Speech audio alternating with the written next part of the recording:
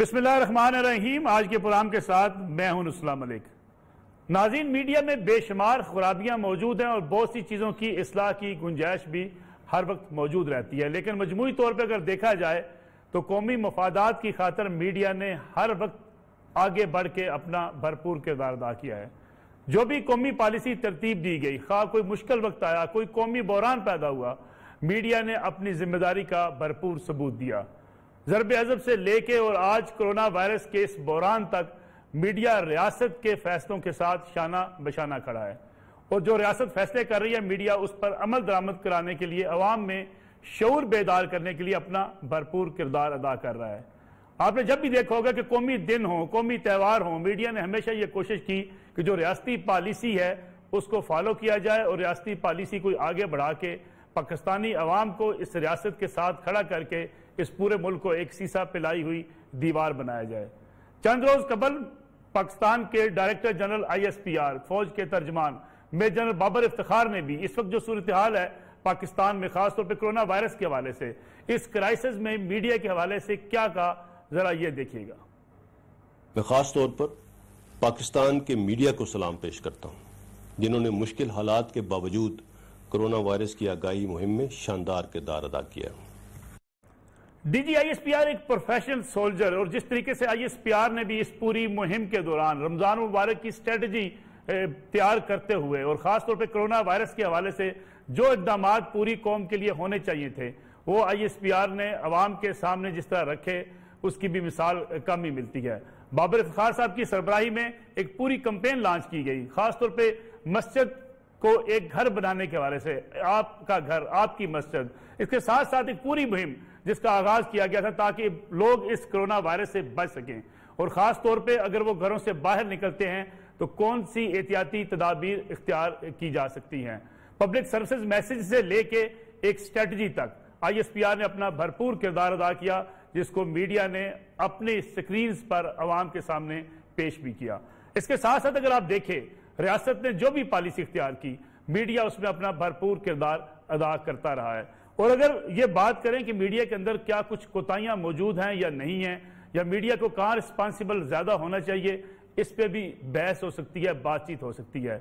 Media के अंदर कुछ ऐसे अफराद भी हो सकते हैं जिन पर नुक्ताचीनी की जा सकती है, जिनकी किसी बात को गलत किया कहा जा सकता है, मीडिया की एंगलिंग पे बात की जा सकती है, मीडिया की किसी ऐसी बात को भी कहा जा सकता है कि मीडिया ने कहीं गलत बयानी से काम लिया, और फिर अफराद मीडिया के अंदर जो मौजूद हैं उन पे भी बातचीत की जा सकती है। लेकिन पिछले चंद रोज से मौलाना तारिक जमील साहब, जो मुल्क के एक नामवर आलिम दीन हैं, उनकी तरफ से मीडिया के हवाले से जो कुछ कहा गया, फिर अगरचे उन्होंने उस पर अपनी माफी भी मांग ली, अपने अल्फाज भी वापस लिए, लेकिन सोशल मीडिया पे आज भी एक मुहिम शुरू की गई है और इस मुहिम के नतीजे में यह साबित करने की कोशिश की जा रही है कि सारे का सारा मीडिया ही शायद बिकाऊ माल है और मीडिया सारा झूठ बोलता है। हालांकि यही वो मीडिया है जो जलजला हो, सैलाब हो या मुश्किल हालात हो या आवाम के लिए कोई मुश्किल सूरत हाल हो, उसमें हर वक्त डट कर खड़ा होता है। मुश्किल हालात में भी यही रिपोर्टर्स, यही जर्नलिस्ट मैदान में निकलते हैं और अपना भरपूर किरदार अदा करते हैं। इसलिए शायद जो सोशल मीडिया पे चलने वाली तनकीद है, उसमें यह कम से कम वाजे हो जाना चाहिए कि अगर किसी फर्द की गलती है, किसी शख्स ने गलती की है, किसी शख्स के नजरिए से इख्तलाफ अगर आपको है, किसी एंकर्स की कही हुई बात अगर आपको गलत लगती है, तो आप उस शख्स को तो जरूर मुर्द इल्जाम ठहरा सकते हैं, लेकिन आप पूरे इदारे को मुर्द इल्जाम नहीं ठहरा सकते। मौलाना तारिक जमील साहब ने कहा हम झूठ बोलते हैं, इसमें कोई शक नहीं, सोसाइटी में बहुत झूठ बोला जाता है, लेकिन क्या इसका जिम्मेदार सिर्फ मीडिया है या वो तमाम इदारे, वो तमाम घर, जिस घर में बच्चा परवरिश पाता है, वो स्कूल जहां उसने जाके तालीम हासिल करनी होती है, और वो मेंबर रसूल सल्लल्लाहु अलैहि वसल्लम जहां से लोगों को उनके किरदार की तामीर के हवाले से रहनुमाई मिलनी है, क्या ये सारे इदारे कामयाब रहे हैं? तो यकीनी बात है आपको इसका जवाब नफी में मिलेगा।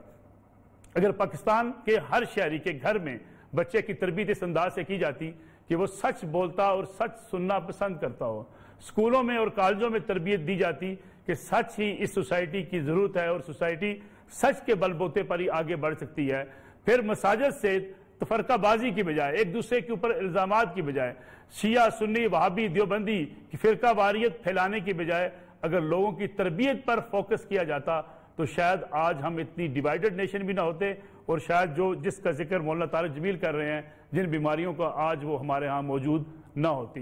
कई सौ साल से मेंबर रसूल सल्लल्लाहु अलैहि वसल्लम पर बैठे हुए लोग जिनका काम इस्लाह मुआशरा है, वो तफरकाबाजी में ऐसे उलझे कि किताबें दर किताबें लिखी गई और एक दूसरे के खिलाफ ऐसे ऐसे इल्जाम लगाए गए कि कौमें उलझती चली गई। इसमें भी आज के प्रोग्राम में बात करेंगे। मेरे साथ मौजूद हैं सीनियर सहाफ़ी एंकर पर्सन मज़हर अब्बास अहमद साहब, आपका बहुत शुक्रिया प्रोग्राम में वक्त देने का। उनके साथ मौजूद हैं तजियाकार जनाब ब्रिगेडियर रिटायर फारूक हमीद साहब। ब्रिगेडियर साहब आपका भी बहुत शुक्रिया। और अल्लामा ताहिर अशफी साहब, मुल्क के मुमताज़ आलिम दीन और पाकिस्तानी उलमा कौंसिल के चेयरमैन जनाब ताहिर अशफी साहब भी हमारे साथ मौजूद हैं, उनका भी बहुत शुक्रिया। प्रोग्राम का आगाज़ मज़हर अब्बास साहब मैं आपसे करना चाहूँगा। बतौर मीडिया अगर आप बात करें, मीडिया एक इंस्टीट्यूशन के खराबियां बेशुमार हैं, लेकिन क्या यह कहा जा सकता है कि पाकिस्तानी पूरा मीडिया झूठ बोलता है? और ख़ास तौर पे जिस किस्म की कंपेन चल रही है सोशल मीडिया पर, उसको आप किस नज़र से देखते हैं? शुक्रिया मलिक साहब। देखिए, मैं ज़ाती तौर पे मैंने कभी भी ये मौलाना तारिक जमील ने साहब ने जब ये बात की, हालांकि अब ये मेरे ख्याल में तो ये टॉपिक का हिस्सा ही नहीं होना चाहिए था, लेकिन बहरहाल आपने किया। मैंने कभी भी उनसे ये नहीं कहा कि आप माजरत करें इस चीज़ पर।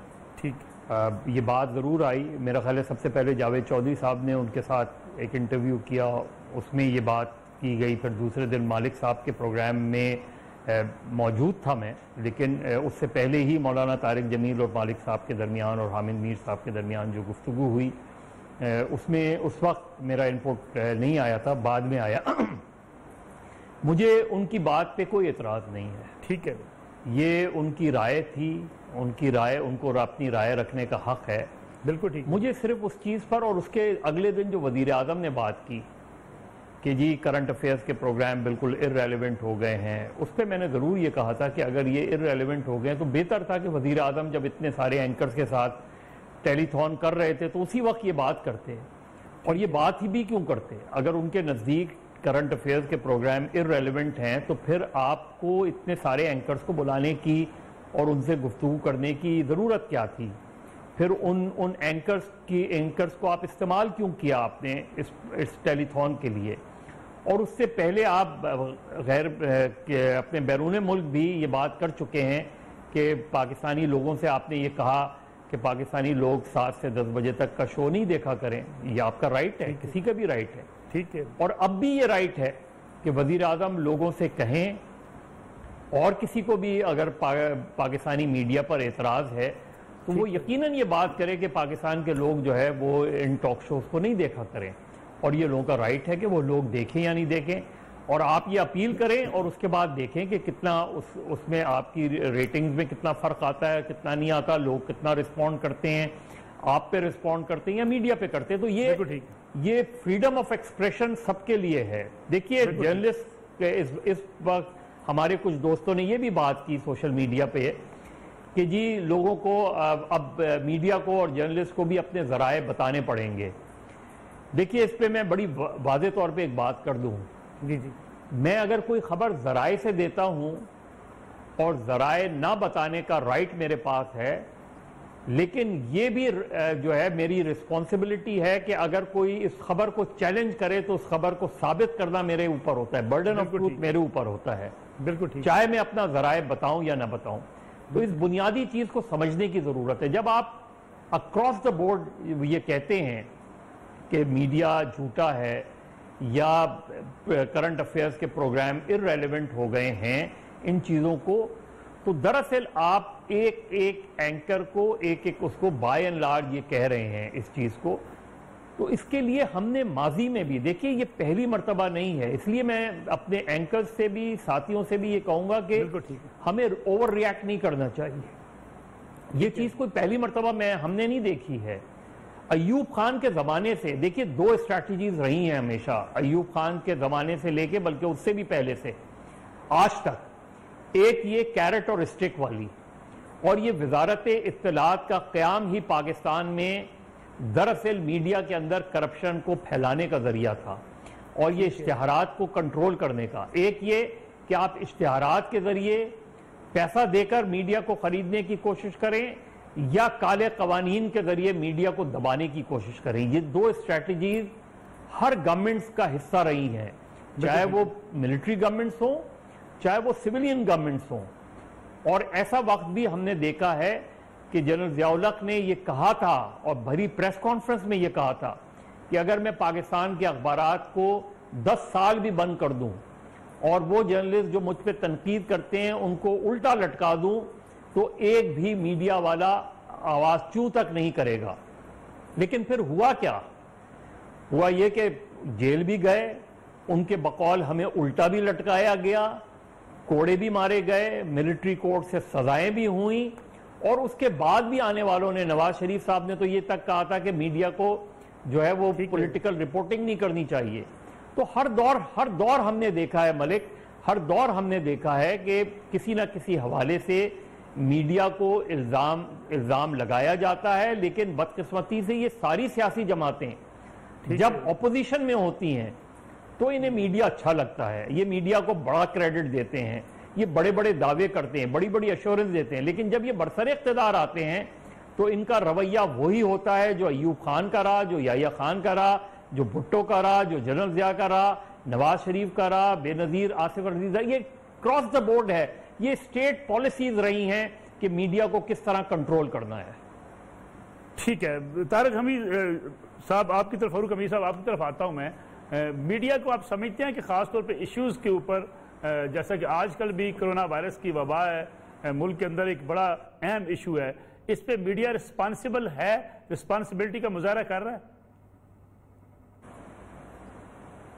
बहुत शुक्रिया नसरुल्लाह मलिक साहब। देखें बात कोई दो राय, मीडिया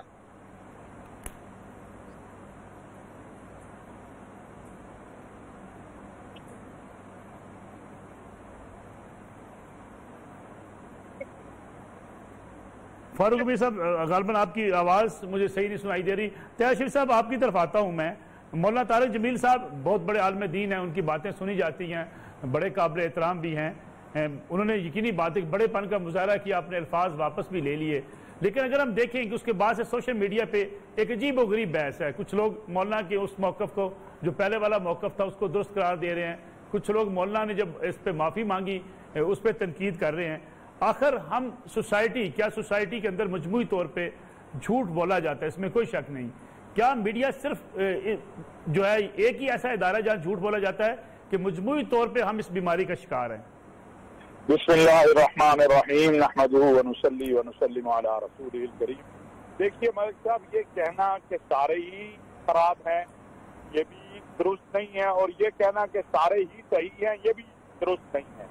ठीक है, मैंने पहले भी अर्ज किया, एक तो मौलाना साहब ने माजरत कर ली, माफी मांग ली, एक एक का नाम लेकर पूरी कौम से भी उन्होंने कहा कि मैं माजरत करता हूँ, तो ये मौजू खत्म हो जाना चाहिए था। लेकिन हमारे यहाँ सोशल मीडिया इस वक्त आपको पता है कि हर शख्स जो है वो एक चैनल बना के बैठा है, उसके कोई देखने वाला हो ना हो, और उसके पास टेलीफोन है, वो जो चाहे लिखता है करता है।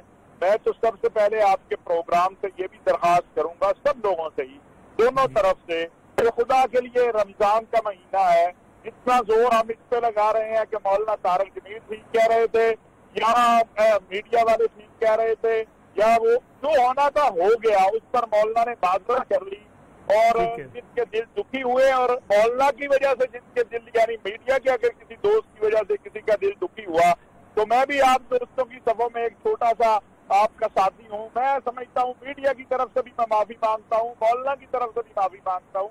ये सिलसिला बंद होना चाहिए। आगे हम बड़े मसाइल में फंसे हुए हैं, और ये कहना कि एक तबका सारे ही खराब है, दूसरा तबका सारे ही सही है, बिल्कुल ऐसा नहीं है। ना ही मुआशरों में ऐसा होता है। अंबिया अलैहिस्सलाम मासूम थे, सहाबा और अहले बैत को अल्लाह ने महफूज बना दिया, लिहाजा अब ये सिलसिला खत्म हो जाना चाहिए। गलतियां हम सब से होती हैं, गलतियां करते हैं, मौलाना से भी बाज़ औक़ात जो है वो गलती हो सकती है, वो मासूम नहीं है, साहबियों से भी गलती हो सकती है, वो मासूम नहीं है। लेकिन ये जो अंदाज है जिसके अगर मुझे कोई चीज अच्छी लगती है तो मैं साबित करूं कि नहीं वो बिल्कुल वो परफेक्ट है 100%, और जो मुझे अच्छा नहीं लगता वो बिल्कुल गलत है, ये मेरा ख्याल है दोनों चीजें ही। और हम मुआशरे के अंदर बदकिस्मती ये है कि बहसीयत एक अक्सरियत जो है वो ऐसे डगर पे आ गई है कि वो पकड़ती है टेलीफोन, फेसबुक है, ट्विटर है, बाकी है, उसके ऊपर जो दिल जिसका दिल चाहता है कह देता है। जिसको गाली देनी है गाली दे दो, जिसको जो है आपने वलीउल्लाह बनाना है उसको वलीउल्लाह बना दो। कोई खुदा के लिए आखिर इसका एक दिन हिसाब भी देना है आपने। एक दिन रब करीम के दरबार में हम सब ने जाना है, हम क्या कर रहे हैं, किस तरफ लगे हुए हैं। तो मैं समझता हूँ कि ये जो इस्तेहा है दोनों तरफ की दुरुस्त नहीं है। एक तरफ इस्तेहा ये आ जाए कि मौलाना ने अगर कोई जुमला कह दिया है तो आप बस काबिले माफी नहीं है, उन्होंने माफी भी मांग ली है, फिर भी हमने उनकी जनाब काबिले गर्दन दनी है। और दूसरी तरफ ये आ जाए कि जी मौलाना ने माजरत की तो क्यों कहा गया माजरत नहीं। मौलाना ने जब खुद आगे माजरत कर ली, उन्होंने खुद लोगों से राब्ता कर लिया और उसके बाद मौलाना के ऊपर से ये मौलाना पर से भी खत्म हो जाना चाहिए और जिन्होंने माजरत का मुतालबा किया उन पर से भी खत्म हो जाना चाहिए। मौलाना तारक जमील, लाखों करोड़ों दुनिया उनको सुनती है, देखती है। एक खतीब आदमी जो होता है खिताबत में बाज़ औक़ात उससे अल्फाज निकल भी जाते हैं जो नापसंदीदा होते हैं, क्योंकि वो एक अपनी तकरीर, अपने अल्फाज उस में बहरा होता है, उसकी एक अपनी दुनिया होती है खतीब की। अब ये चूंकि इलेक्ट्रॉनिक मीडिया, सोशल मीडिया एक ऐसी चीज है जो हर चीज के ऊपर पकड़ करती है, हर चीज इसमें महफूज हो जाती है। तो लिहाजा मैं समझता हूँ कि ये सिलसिला बंद होना चाहिए। मीडिया की आजादी, वो आजादी जिससे लोगों को मालूमात मिले, वो आजादी जिसपे जायज तनकीद का रास्ता हो, वो आजादी जिसके अंदर जो है तासुब। मैं खुद शिकार हुआ हूँ, आप जानते हैं कि मैं मक्का मुकरमा में बैठा था, यहाँ पता नहीं क्या कुछ चल रहा था। तो ये चीजें होती है। अब मैं कहूँ कि एक दो जगह अगर किसी ने कर दिया है तो सारे के सारे ही बहुत बुरे हैं। मैंने तो कभी गिला भी नहीं किया। आज आपके प्रोग्राम में इसलिए मिसाल के लिए अर्ज किया, सारे सच नहीं कहते, सारे झूठ नहीं कहते। हमें भी जब गुफ्तगू करे, अगर मौलाना उधर ये जुमला कह देते कि इल्ला माशाअल्लाह सच भी है झूठ भी है, जो झूठ बोलने वाले हैं वो एहतियात करे, सच वाले अपने सच को ताकत दे। इस मुल्क के अंदर मीडिया के लोगों ने, जैसे अभी मजरा बाद साहब कह रहे थे, बड़ी मारें खाई हैं, यहाँ उन्होंने ही सख्तियां बर्दाश्त की हैं और हर दौर में की हैं। तो आपकी बात दुरुस्त है, हुक्मरानों को वही अच्छा लगता है, अपोजिशन को भी वही अच्छा लगता है। ये हम ना कहें कि हुक्मरान ताकत में होता है। हर शख्स को वो अच्छा लगता है जो वो सुनना चाहता है, देखना चाहता है। उसको वो अच्छा नहीं लगता है जो वो ना सुनना चाहे, ना देखना चाहे। ठीक है आप साहब, मुझे एक ब्रेक लेनी है, ब्रेक से वापस आएंगे तो इसी पे बात करेंगे कि आखिर हुक्मरानों को जब ये बात वही अच्छी लगती है कि जो उनके हक में हो, तो फिर उनके फॉलोअर्स इस बात को समझते क्यों नहीं है? वो भी शायद ऐसे ही सुनना चाहते हैं। और जो उनके पसंदीदा सियासतदान के खिलाफ बात करे, तनकीद करे या उस पर सवाल उठाए, तो उसके ऊपर भी एक बाकायदा मुहिम का आगाज कर दिया जाता है। ऐसा किया क्यों जाता है, इस पर बात करते हैं आफ्टर शॉर्ट ब्रेक।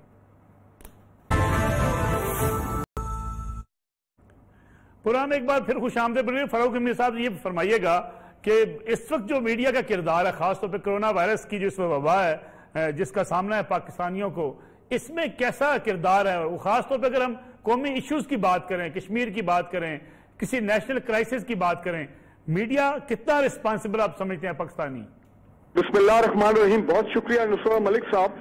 देखिए बात बड़ी क्लियर है कि जब भी पाकिस्तान में कोई नेशनल क्राइसिस आया है या कौमी सलामती का इशू आया है, तो मैं समझता हूँ इसमें कोई दो राय नहीं है कि मीडिया ने बड़ा भरपूर किरदार अदा किया है। आपने खुद जिक्र किया है ये दहशतगर्दी के खिलाफ जंग, ये अगर मीडिया का वो पॉजिटिव और किरदार ना होता, तारीखी किरदार, तो शायद ये जंग हम ना जीते। और दूसरा फिर आपने देख लिया कि कोरोना के केस में बात बड़ी क्लियर है कि media all round communication provide कर रहा है और गवर्नमेंट की जो एंटी कोरोना हिकमत अमली और स्ट्रैटेजी है, मीडिया मैं समझता हूँ उसमें भरपूर किरदार अदा कर रहा है। और तमाम सेक्टर्स ऑफ द सोसाइटी जिनका एंटी कोरोना स्ट्रैटेजी में एक रोल है, चाहे वो गवर्नमेंट है, चाहे वो ऑपोजिशन है, चाहे वो सिक्योरिटी के इदारे हैं, चाहे वो पुलिस है, हमारे डॉक्टर्स हैं, हमारे उलमा हैं, उन सब का जो पॉइंट ऑफ व्यू है, जो कि मैं समझता हूं एक किस्म की कंस्ट्रक्टिव डिबेट भी है, वो भी मीडिया ऑर्गेनाइज कर रहा है। ये मीडिया तो है जिसने ये मैराथन टेलीथॉन जो है ये हुई है, जिसमें फिर अरबों रुपए जो इकट्ठा किया है, और prime minister of Pakistan senior media reps के साथ आप देखिए रेगुलरली मुलाकात कर रहे हैं। तो मैं ये समझता हूं कि कोरोना में जो मुल्क में लॉकडाउन की सूरत हाल है, जो लॉकडाउन की वायलेशन हो रही है, जहां कहीं पे लोग बात कर रहे हैं अपना राशन डिस्ट्रीब्यूशन में गड़बड़ की, जहां ये हुकूमत डिस्ट्रीब्यूट जब करती है अपना एहसास प्रोग्राम के तहत 12,000 रुपए पर पर्सन, वो तमाम चीजें मीडिया दिखा रही है। तो मैं समझता हूं अगर मीडिया का ये रोल ना हो तो आप मुझे बताएं ये कोरोना के खिलाफ जो हमारी हिकमत अमली है, ये जंग है, एक नेशनल इमरजेंसी है, तो यह मामला आगे कैसे चलेगा? और फिर जो आगाही, जो अवेयरनेस क्रिएट की जा रही है, जो मीडिया के अवेयरनेस कैंपेन चल रहे हैं, टॉक शोज में ठीक है कभी तख्त कलामी हो जाती है, लेकिन फिर भी मैं समझता हूं बेसिक तो मकसद यही है कि हुकूमत तक, हुकूमत का पॉइंट ऑफ व्यू, ऑपोजिशन का पॉइंट ऑफ व्यू, तमाम का पॉइंट ऑफ व्यू जो है वो सामने आए। तो फारूक अमीर साहब, अभी आपने बात की कौमी इदारों की, DGISPR सिर्फ खराज तहसीन नहीं पेश कर रहे मीडिया को, बल्कि सलाम पेश कर रहे हैं। बहुत बड़ा ये कम्प्लीमेंट है मीडिया के लिए कि इस कोरोना वायरस के दौरान जो स्टेट पॉलिसी बना रही है उसको आगे अवाम तक पहुंचाने में मीडिया ने इतना अच्छा किरदार अदा किया कि उन्होंने कहा कि मैं सलाम पेश करता हूं। देखिए वो बात तो सही है, ना सिर्फ ये DGISPR ने बिल्कुल सही बात की है, और मेरा ख्याल है कि जब DGISPR बात करते हैं तो वो बिल्कुल न्यूट्रल होके, उसमें कोई सियासी एंगल नहीं होता, कोई इस किस्म का और पहलू नहीं होता, और वो बिल्कुल बात करेंगे बुक के मुताबिक और ठीक करेंगे जो कि ग्राउंड हकायक है। इसी तरह जब वॉर ऑन टेरर चल रही थी तो आपको याद हो, उस वक्त जो DGISPR थे उन्होंने कई मरतबा कहा था कि ये मीडिया का एक बड़ा तारीखी किरदार रहा है दहशतगर्दी के खिलाफ जंग में।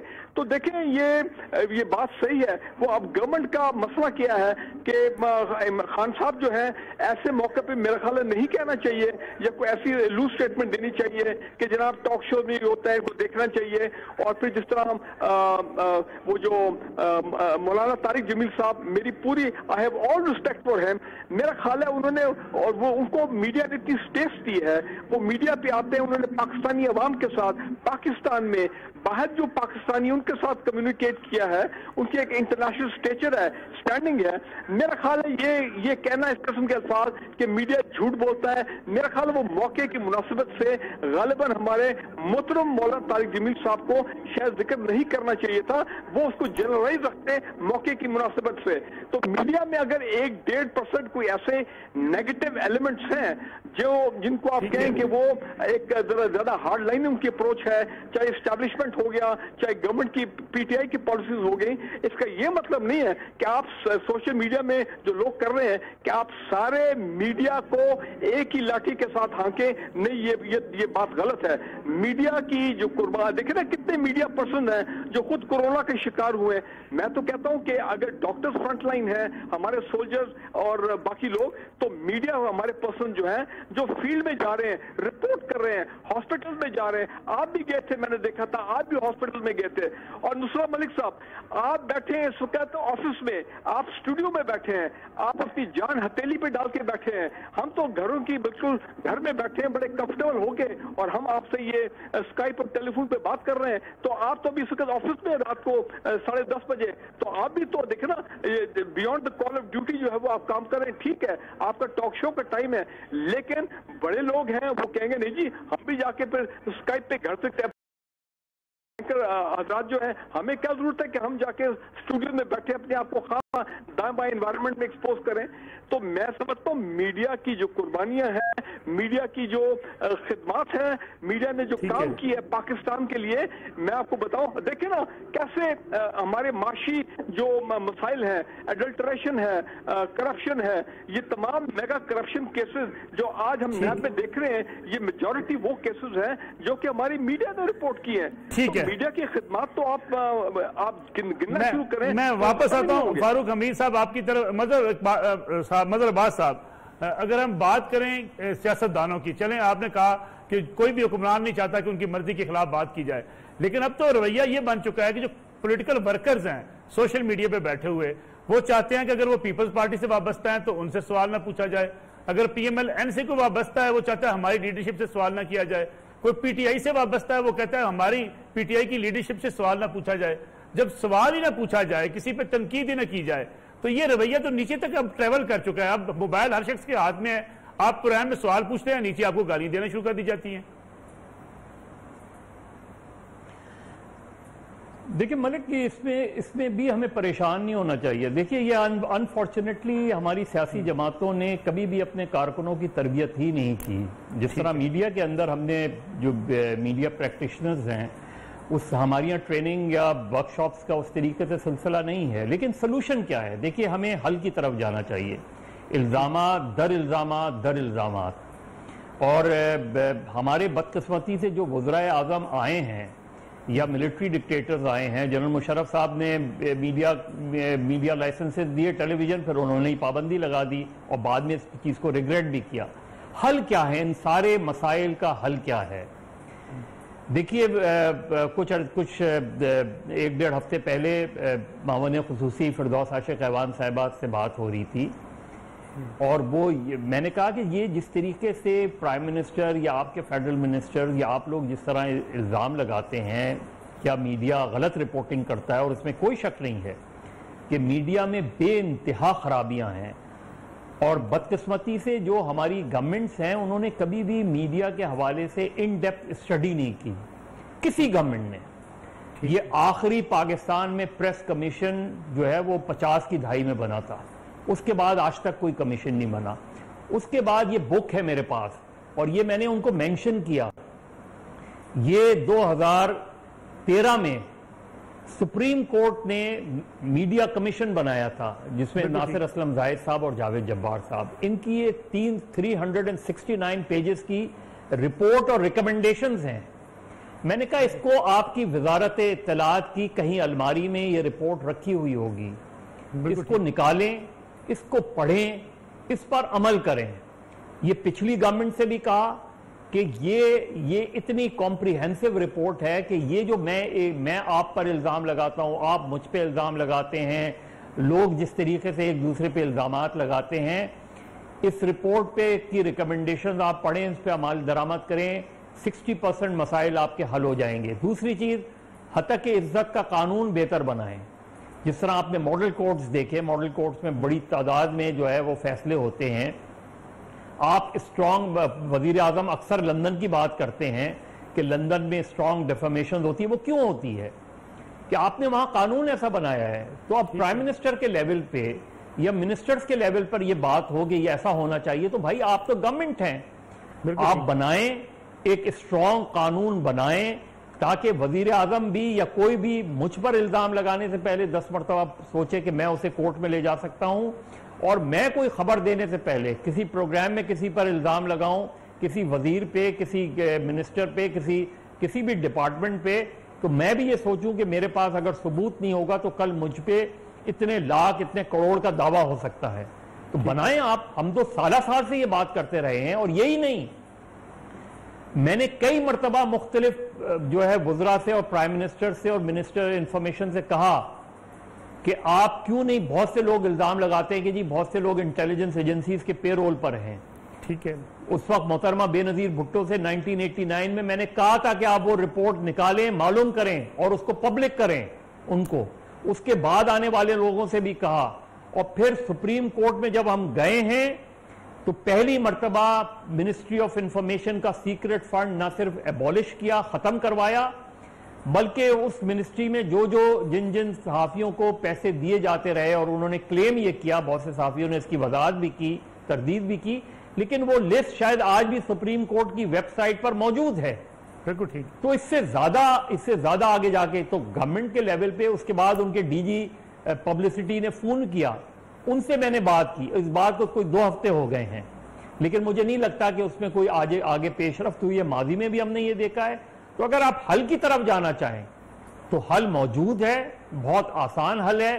प्राइम मिनिस्टर को सिर्फ इंफॉर्मेशन के हवाले से, मीडिया के हवाले से मेरा ख्याल है सही प्रेजेंटेशन आज तक दी नहीं गई, कि मीडिया हाउसेस का क्या हाल है। आप इल्जाम लगा देते हैं कि जी 2008 में पैसे देके प्रोग्राम्स कराए गए, प्लांटेड प्रोग्राम्स कराए गए। आज आप प्राइम मिनिस्टर हैं, जिस तरह आपने चीनी और आटा पे कमीशन बनाया, आप बना दें कमीशन, इस पर भी बना दें, कराएं फॉरेंसिक ऑडिट सारे मीडिया हाउसेस का, कराएं, दें, साबित करें और उनके खिलाफ कार्रवाई करें। हमने तो कभी भी इससे इज्तनाब नहीं किया। लेकिन मतलब बात सब, अगर हम चाहते हम सब ये हैं कि मीडिया आज़ाद हो, आज़ादी से बातचीत करे, सच बोले, लेकिन मीडिया के ऊपर जो पाबंदियां हैं, जो अनदेखी पाबंदियां, प्रेशर ग्रुप्स हैं, मजहबी प्रेशर ग्रुप्स हैं, हुकूमतों की तरफ से दबाव है सच ना दिखाने पे, वो कितना इफेक्टिव होता है, ये किसी को अंदाजा है? बहुत ज्यादा होता है। देखिए, पता ही नहीं चलता असल में इशू क्या होता है। इशू में ये होता है कि मेरा मसला ये है कि मैं लोगों के मसाइल उजागर करूं। मेरा इशू ये है और मेरी रिस्पॉन्सिबिलिटी ये है कि अगर कोरोना वायरस है तो मैं लोगों की सफरिंग्स दिखाऊं, लेकिन मैं कभी भी अपनी सफरिंग्स की बात मीडिया पे नहीं करना चाहिए, ना मैं करता हूं, ना शायद जो मीडिया हाउसेस के इश्यूज हैं उनको मैं हाईलाइट भी नहीं कर सकता। मैं ये बता भी नहीं सकता कि यहाँ बहुत से इदारे ऐसे हैं जहां 11-11 महीने से तनख्वाहें नहीं हैं। मैं ये भी नहीं बता सकता कि लोग किस तरीके से, किस बेबसी से काम कर रहे हैं, कितने वल्नरेबल है वायरस से, वो कितने लोग आज भी कैरी कर रहे हैं ये सारा वायरस हमारे, लेकिन उसके बावजूद भी वो रिपोर्टिंग भी कर रहे हैं वो लोगों को। तो ये इश्यूज जो होते हैं, प्रेशर्स क्या आते हैं, आपको नहीं पता कि कौन सा प्रोग्राम आपका किस वक्त ऑफ एयर हो जाए, आपका चैनल किस वक्त ऑफ एयर हो जाए, उन डिटेल्स में मैं जा ही नहीं सकता। जाऊंगा तो वो चैनल ऑफ एयर हो जाएगा, जाऊंगा तो और दबाव आ जाएगा, कभी इश्तिहारात कम कर दिए जाएंगे, कभी इश्तिहारात विड्रॉ कर लिए जाएंगे, कभी थ्रेटनिंग कॉल्स आएंगी। तो मेरे लिए तो माशी प्रॉब्लम भी है, मेरे लिए जान के खतरात भी हैं, मेरे लिए माशी खतरात भी हैं, मुझे बेरोजगारी का भी ताल्लुक है। आपको पता है कि पिछले चंद महीने में तकरीबन 3 से 4 हजार लोग बेरोजगार हुए मीडिया के अंदर, लेकिन इन इश्यूज की तरफ कभी तवज्जो नहीं दी गई। इन इश्यूज की तरफ आज तक नहीं सुना कि वजीर आजम ने इस तरफ भी इज़हार ख्याल किया हो, आज तक भी नहीं सुना कि कभी उलमाए कराम ने इस तरफ भी इशारा किया हो। तो जो हमारे इश्यूज हैं वो हम उसको साइड में रखते हैं ताकि लोगों के इश्यूज उजागर करें, लोगों की, कि लाखों आदमी, लाखों मजदूर बेरोजगार हो गया है और मजीद मजदूर बेरोजगार हो सकता है इस क्राइसिस में। तो इश्यूज लेबर की बात करते हैं, मजदूरों की बात करते हैं, लेकिन इस मुल्क से कोई भी कॉन्ट्रैक्ट सिस्टम खत्म करने को तैयार नहीं है। कोई भी इस मुल्क में लेबर को, ईओबीआई मौजूद है, आप बताएं ईओबीआई में कितने रजिस्टर्ड लेबर हैं, ट्रेड यूनियन। प्राइम मिनिस्टर ठीक कहते हैं कि डेटा नहीं है हमारे पास, तो डेटा कलेक्ट करना किसकी रिस्पॉन्सिबिलिटी है? तो मेरा ख्याल है ये इश्यूज हैं। प्राइम मिनिस्टर को लेबर के इश्यूज पे भी प्रॉपर प्रेजेंटेशन मिलने की जरूरत है और मीडिया के इश्यूज पर भी। तैयार रशीद साहब, जिन चीज़ों की निशानदेही आप भी करते हैं, मौलाना तारिक जमील भी करते हैं, बददियानती है, हमारे यहाँ मिलावट है, हमारे यहाँ झूठ बोला जाता है, हमारे यहाँ रिश्वत है, ये सारी खराबियां तो मौजूद हैं। सोसाइटी की तरबियत किसने करनी थी? घर के माहौल ने, माँ बाप ने, फिर तालीमी इदारे ने, फिर मस्जिद ने, फिर खुतबा जुम्मा ने। ये सारे इदारे क्या अपना काम पूरा कर चुके हैं? कि हम जब इल्जाम लगाते हैं सोसाइटी के ऊपर कि सोसाइटी बड़ी करप्ट हो चुकी है, इन इदारों ने क्या किरदार अदा किया है?